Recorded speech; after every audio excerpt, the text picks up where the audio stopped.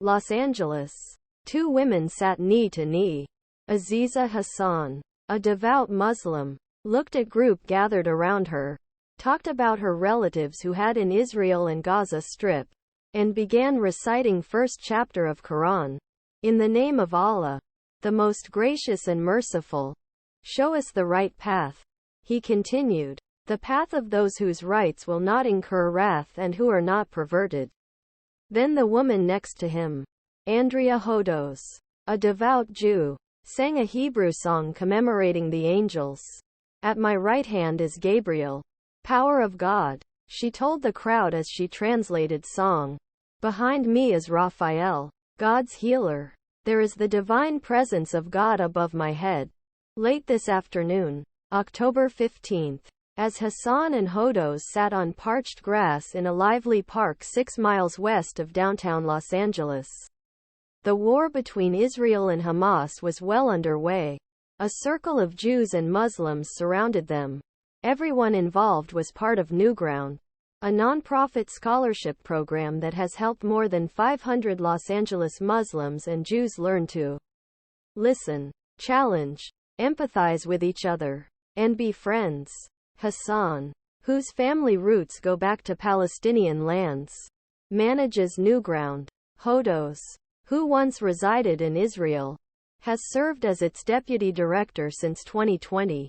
The two women can recall details long, brutal history of conflict war that pitted Israel against its neighbors to the north, east and south. How those conflicts sent terrible shockwaves through Los Angeles, one country's most populous cities, Muslims and Jews. But it's never been this bad, they said almost in unison during a recent interview at a Los Angeles coffee shop.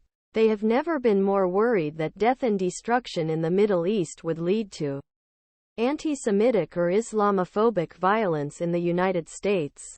They had never been so worried about their work or their words being misinterpreted and misunderstood. Never had they been so horrified or found such hopeful, essential solace in the interfaith bonds their labors had created. Hasan and Hodos are much more than colleagues. Their close friendship signals the ties that bind adherents of Judaism and Islam can remain strong, even as the war pits people of their faith against each other rages on. Aziza is like a sister to me, said Hodos, 57. He's one of my family. We are so connected that Andrea can sometimes complete my thought or start a sentence and finish it for me, said Hasan, 43. Both women have deep roots in Israel and the Palestinian territories.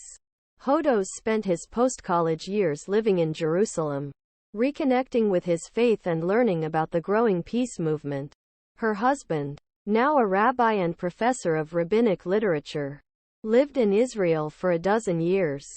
Their children are Israeli citizens. He has a relative who is a reservist in the Israeli army. And Hasan admits it is difficult to accept this fact. Hasan's paternal grandparents were Palestinian farmers who were forced from their land at gunpoint during the Found